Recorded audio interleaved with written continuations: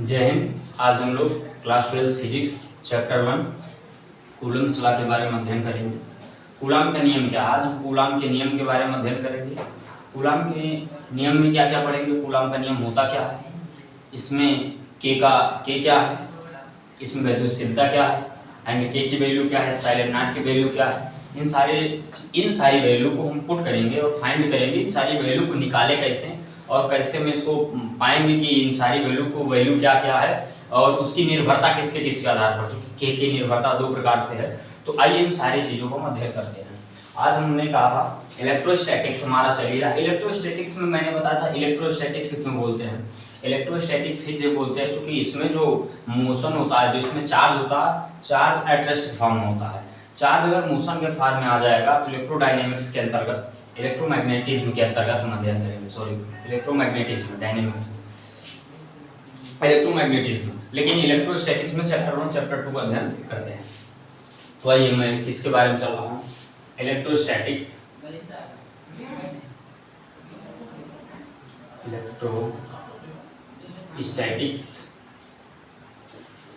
Electrostatics में हम पढ़ रहे हैं चैप्टर 1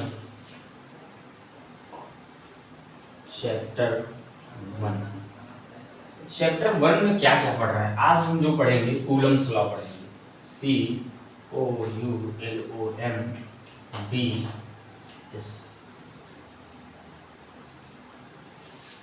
देखो कूलम्स लॉ क्या है, थोड़ा थोड़ा इसके बारे में जानकारी।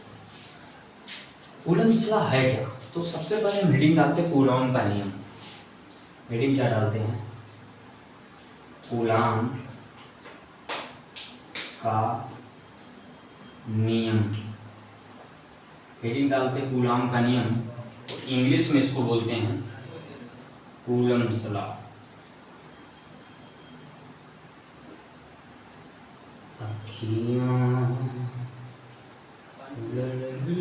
जब से दिल में करार। आप क्लास 9th और 11th में पढ़ चुके हो। देखो कूलम का नियम को हम स्थिर वैद्युत बल भी कहते हैं। क्या बोलते हैं इसको, मगर स्थिर वैद्युत बल भी बोले तो कोई गलत नहीं बोलेंगे, तो इसलिए हम इसको स्थिर क्या बोलते हैं, स्थिर वैद्युत बल भी कहते हैं। कूलॉम के नियम को क्या बोलते हैं, स्थिर वैद्युत बल भी क्या कहते हैं, किसको कहते हैं, कूलॉम के नियम को। देखो ये बहुत बेसिक जानकारी है। कूलॉम के नियम को कभी कभी ये देता है कि स्थिर वैद्युत बल को फाइंड आउट करो, तो पूरा अगर इसका रिएक्शन लिख दोगे तो इसी को हम स्थिर वैद्युत बल के भी नाम से जानते हैं। तो देखिए कूलॉम का नियम है क्या, हमने एक चीज पढ़ा है, किसमें पढ़ा है, गुरुत्वाकर्षण में। गुरुत्वाकर्षण में मैंने पढ़ा है गुरुत्वाकर्षण का सार्वत्रिक नियम, कैपिटल G। हमने अगर ग्रेविटेशनल फोर्स की बात करूं, ग्रेविटेशनल देख लेना इसके लिए, ग्रेविटेशनल में अगर मैं कैपिटल G की बात करूं जिसको हम सार्वत्रिक नियम कहते हैं, सार्वत्रिक। तो इसमें एक चीज किया गया है, इसमें सिर्फ एक ही किया गया है कि दो अगर मास हैं तो उसमें प्रतिकर्षण होगा, उसमें सिर्फ अट्रैक्शन होगा। इसमें ये दे रखा है, तो मान लीजिए कि दो मास M1 एक गोला है और M2 एक गोला है, तो इसके बीच हमेशा क्या है, आकर्षण बल है। उसमें दे रखा, इसमें क्या रखा, दे रखा है, इसके बीच की दूरी क्या है, R है। तो इसके बीच जो आकर्षण बल है, इसमें तुमको बल को फाइंड नहीं करना पड़ता, इसमें F तुमको गिवन रहता, F तुमको क्या रहता, गिवन रहेगा। और वो भी कौन सा फोर्स रहेगा, अट्रैक्शन फोर्स।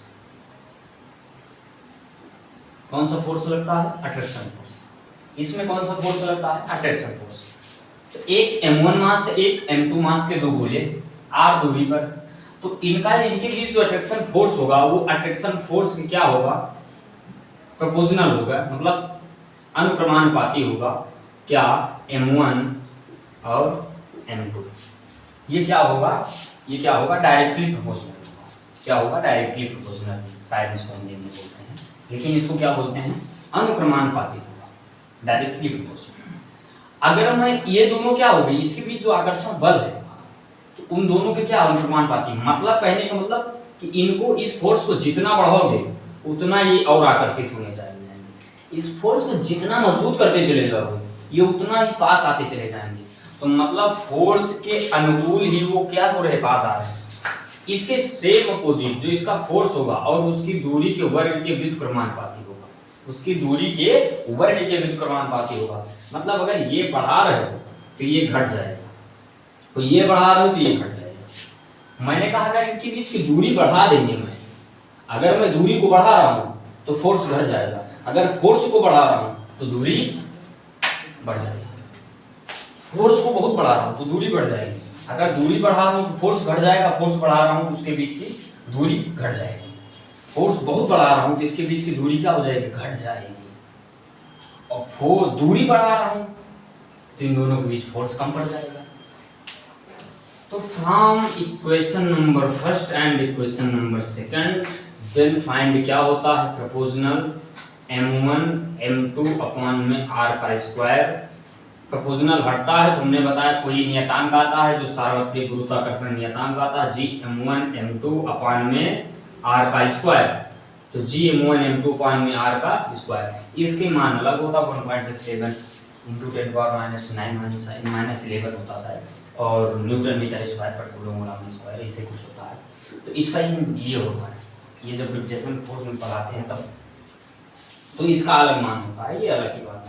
तो वहां पर मैंने ये देखा, पर यहाँ पर बस सेम अगर तुमको ये आ रहा है बस इसी का जस्ट सेम ही है आपका कूलम का नियम, जस्ट सेम आपका कूलम का नियम।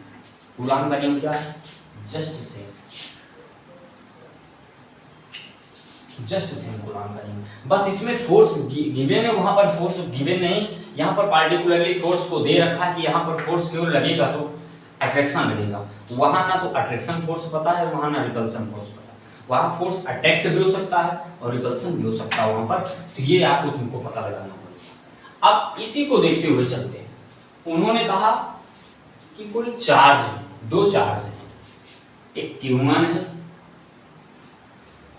और एक Q2 है, समझना मेरी बात। Q1 है और Q2, दो चार्ज हैं, एक Q1 है एक Q2, एक Q1 है एक Q2 है।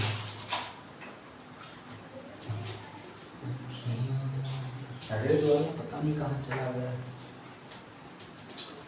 और ये Q1 के बीच कोई बल भी लग रहा है, वो चाहे बल आकर्षण का हो चाहे प्रतिकर्षण का हो, आई डोंट नो। ठीक, इसके बीच की कुछ दूरी मान लीजिए, वो दूरी क्या है, r। Q1 Q2 दो चार्ज हैं और उसके बीच दूरी क्या है, r। दो आवेश r दूरी पर Q1 और Q2 स्थित हैं, दो आवेश है r दूरी पर Q1 Q2। अब इसके बीच तुमको एक चीज नहीं पता कि फोर्स, इसके बीच तो हर चीज मालूम है आपको, लेकिन फोर्स नहीं मालूम।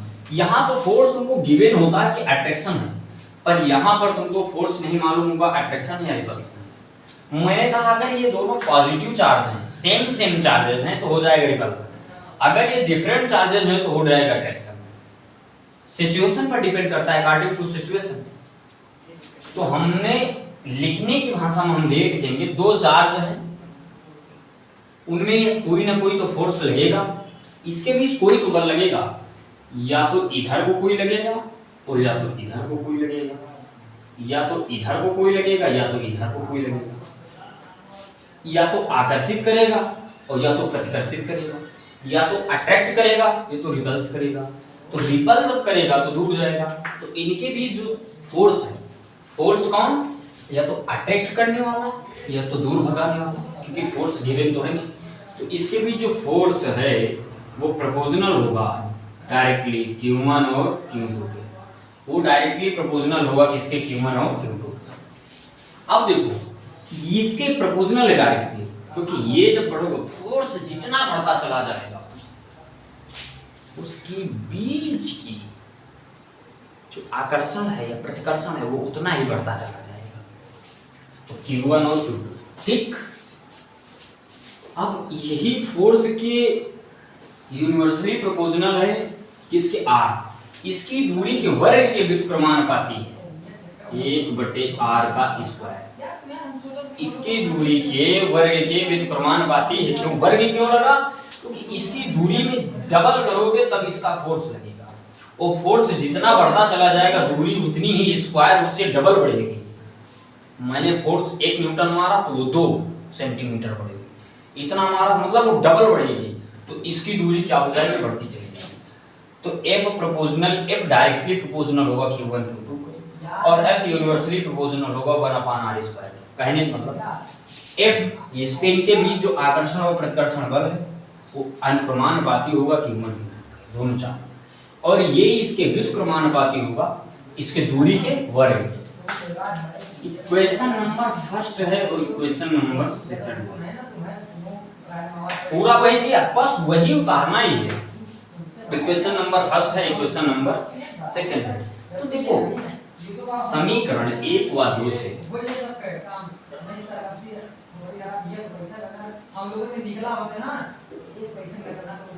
समीकरण 1 व 2 से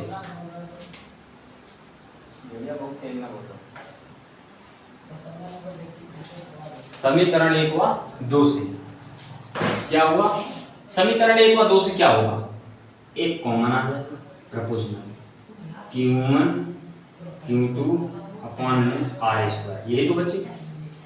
हमने बताया जब भी प्रोपोर्शनल का निशान हटेगा तो वहां पर कोई ना कोई कांस्टेंट आएगा। जिस प्रकार यहां कांस्टेंट g आया था, उस यहां पर जो कांस्टेंट g आया था उसी प्रकार यहां एक कांस्टेंट आएगा f k Q1 Q2 upon में r²। f k Q1 Q2 upon में r²। f k Q1 Q2 upon में r²। k where k constant, where k क्या होगा, कांस्टेंट। k क्या हो जाएगा, कांस्टेंट। कांस्टेंट का मतलब होगा नियतांक। नियतांक मतलब जिसका मान फिक्स हो, हर जगह पर उसका मान फिक्स हो। k क्या हो जाएगा, कांस्टेंट, कोई प्रॉब्लम नहीं है। अगर मैं यहाँ पर k की बात करूं, अगर मैं यहाँ पर k की बात करूं, देखो अब देखो k की वैल्यू आगे बताएंगे। अब यहाँ पर अगर मैं k की निर्भरता की बात करूं तो k यहाँ पर Q1 Q2 अपॉन में r², k दो मानों पर निर्भर करता है। तो अगर मैं कहूं कि k की निर्भरता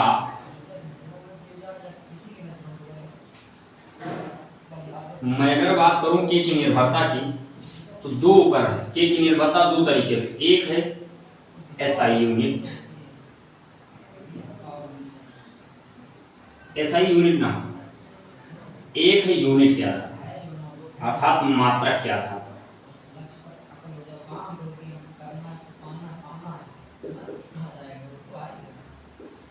on the basis of unit, first है on the basis of unit, second है माध्यम में।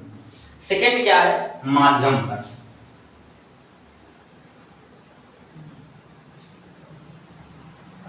माध्यम पर निर्भर, on the basis of medium. First क्या रहा, मात्रक के आधार पर on the basis of unit, and second क्या है, on the basis of medium. Medium change होगा तब के की निर्भरता बदलती जाएगी, यूनिट चेंज होगा तब उसकी निर्भरता बदलती जाएगी।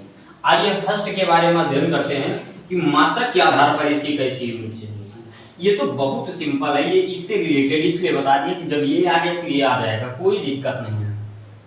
ठीक, इसमें कोई प्रॉब्लम नहीं आनी चाहिए, ये प्रॉब्लम तो पूरी क्रिएट ही नहीं होनी चाहिए। इंग्लिश में अगर बात करूं तो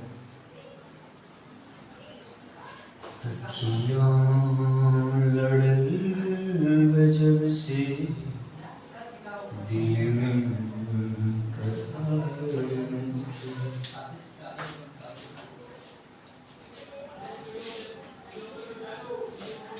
देखो अब हम यहीं से स्टार्ट कर रहे हैं, पूरी किस्सा यहीं से स्टार्ट होगी।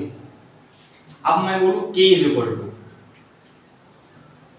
Equal to 1/4 pi epsilon naught. ये क्या है, यह निर्वात में वैद्युतशीलता, निर्वात में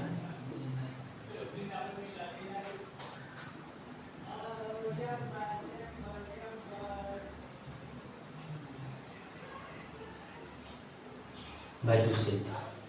के बराबर है 1/4 पाई एप्सिलॉन नॉट के बराबर है 1/4 पाई एप्सिलॉन नॉट के। एक मान है 1/4 पाई एप्सिलॉन नॉट, उसके के बराबर होता है। Always k is equal to 1/4 pi epsilon not in this case in a charge when charge is a form of at rest, तो k is equal to then k is equal to 1/4 pi epsilon not. इसका मतलब क्या हुआ, निर्वात में वैद्युतशीलता, वैद्युत की कितनी शीलता है, वैद्युत में कितनी क्षमता है निर्वात में, वो बताता हुआ 1/4 pi epsilon not. Epsilon naught की वैल्यू बहुत जरूरत है, उसको अगर हम प्रूव करवा भी देंगे, एप्सिलॉन नॉट की वैल्यू हम प्रूव करवाएंगे, इसका टेंशन नहीं है। एप्सिलॉन नॉट की वैल्यू होती है 8.85 into 10 to power minus 12, 8.85 into 10 power minus 12 newton metre square, Newton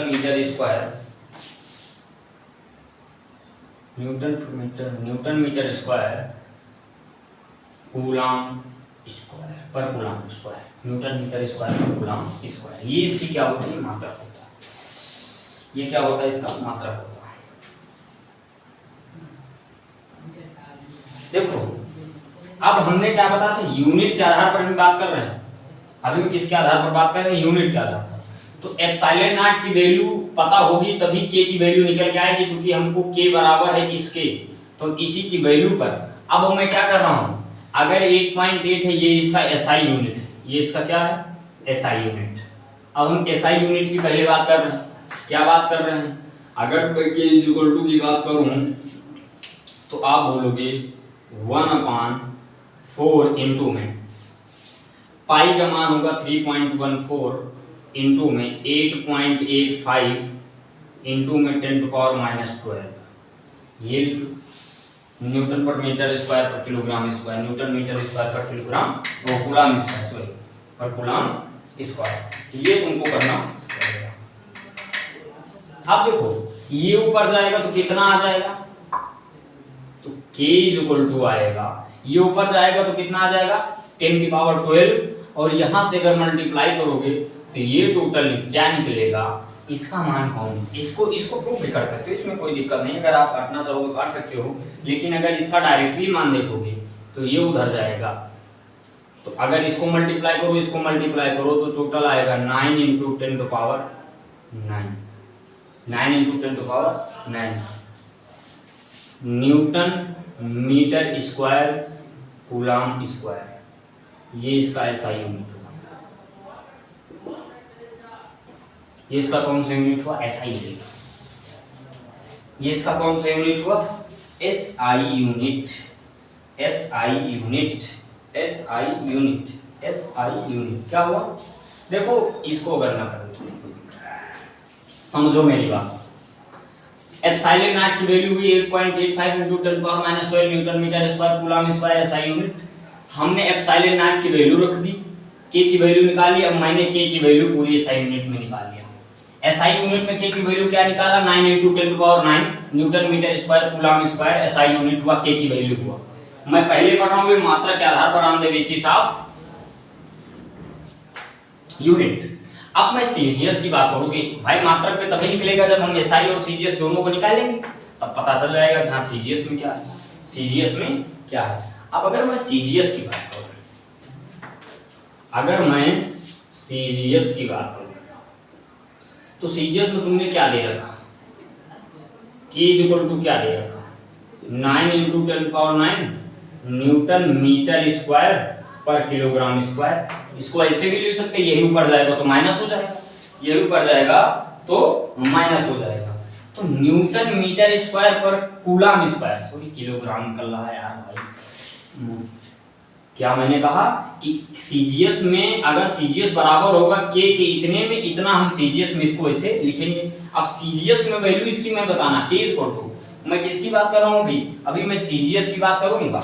अभी मैं के इतना निकल के आया, अब मैं सीजीएस में, अभी मैं सीजीएस में आया हूं, सीजीएस में 1 मीटर में कितने, 1 मीटर में अगर 1 मीटर में सीजीएस में कितने मीटर होते, 1 मीटर में 100 सेंटीमीटर, ये सीजीएस में। अगर मैं बात करूं न्यूटन की, न्यूटन बल का मात्रक, बल का मात्रक है।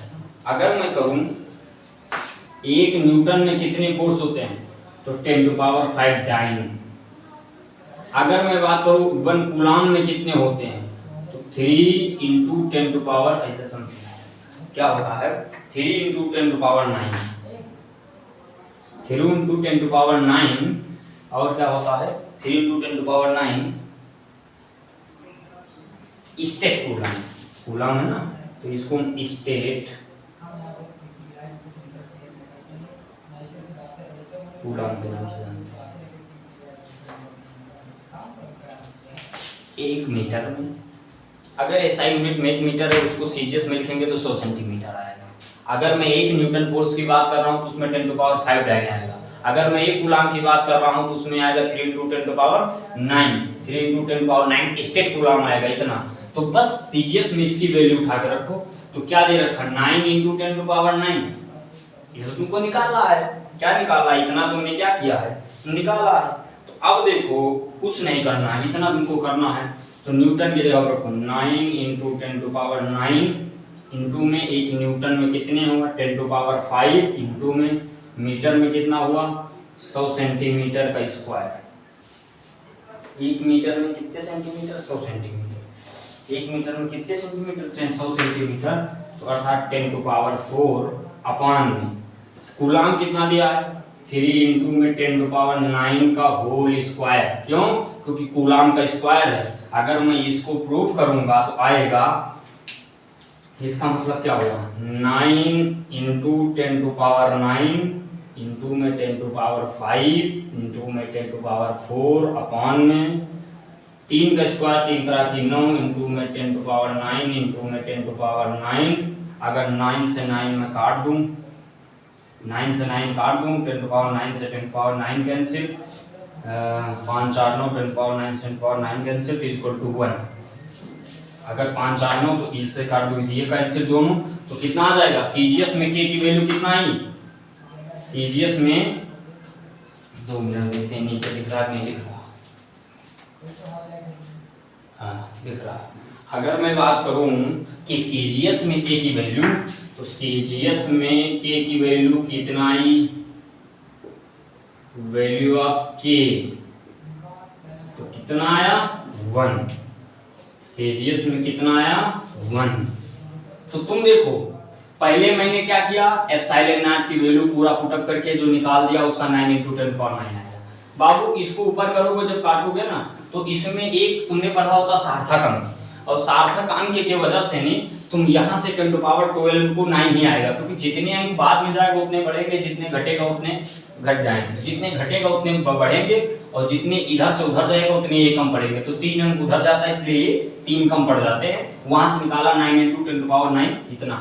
उसके बाद के की वैल्यू हमने लिख दिया 1 मीटर में 100 सेंटीमीटर, 1 न्यूटन में 10⁵ डाइन, 1 कूलाम में 3 × 10⁹ स्टेट कूलाम। ये होता सीजीएस पद्धति में। अब मैं बात करूं 9 × 10⁹, ये पूरा वैल्यू रख दिया, वैल्यू को पुटअप कर दिया, जो कटा काट दिया, सीजीएस में वैल्यू आई के। अब देखो मैं बोला मात्रक के आधार पर, तो मात्रक के आधार पर आपने क्या देखा कि वैल्यू क्या हो रही है, चेंज हो रही है, वैल्यू क्या हो रही है, चेंज हो रही है। अगर मैं बोलूं मात्रक के आधार पर तो वैल्यू चेंज हो रही है। अब मीडियम माध्यम के आधार पर, माध्यम के आधार पर, माध्यम के आधार पर अर्थात medium, base on medium. Medium में क्या हुआ, मीडियम का हर एक अलग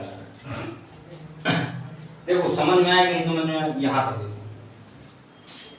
माध्यम दे रखा है तो F इक्वल टू पूरा निकालेगा कि Q1 Q2 अपॉन में R का स्क्वायर, यही तो निकला।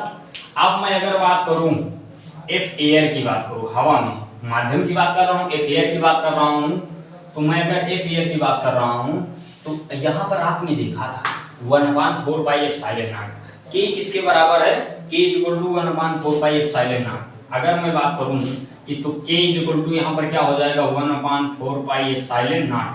ये क्या है, निर्वात की वैद्युतशीलता है। ये क्या है, निर्वात की वैद्युतशीलता है, वैद्युत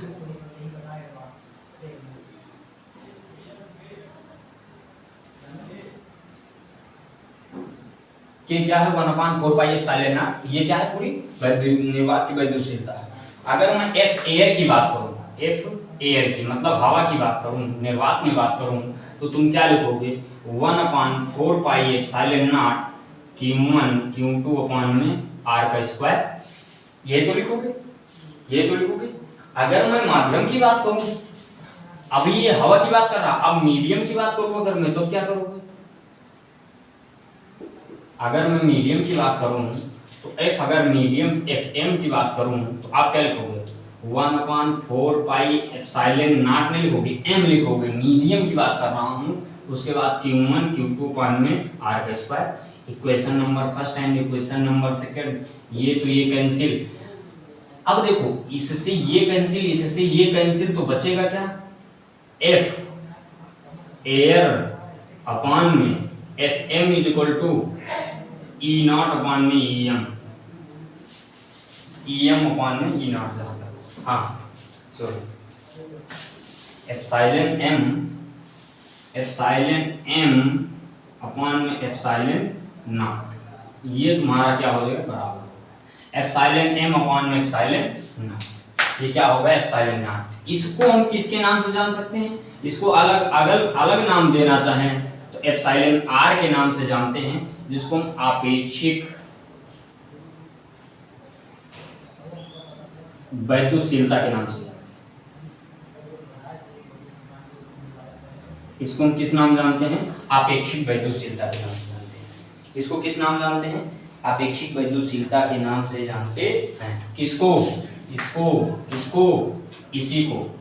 तो अगर मैं ER इक्वल टू लिख सकता हूं तो E एप्सिलॉन m अपॉन में एप्सिलॉन नॉट, तो ये भी लिख सकता हूं epsilon m upon epsilon not को भी हम ER से प्रतिस्थापित कर दें, तब ये बराबर हो जाएगा। तो दोनों का मतलब एक ही है। तो आपेक्षिक घनत्व इज इक्वल टू क्या हो जाएगा? इन दोनों के बराबर हो जाएगा। अब समझ में आया कि नहीं समझ में? यहां तक समझ में आया?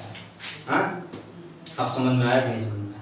अब देखो आपेक्षिक घनत्व की वैल्यू हर जगह अलग अलग होती है। अगर मैं इसी की बात करूं तो इसको ले लो। तो अगर मैं एप्सिलॉन r की बात करूं तो एप्सिलॉन r क्या होगा तुम्हारा क्या हो जाएगा? Epsilon m upon epsilon not, epsilon m upon epsilon not. तो ये तुम्हारा एप्सिलॉन r जो होगा वो बड़ा भी होगा एप्सिलॉन m से और बराबर भी होगा। और क्या होगा? बराबर होगा। बड़ा क्या होगा? बराबर क्या होगा? देखो जब हम धातु की बात करेंगे, जब हम किसी मेटल की बात करेंगे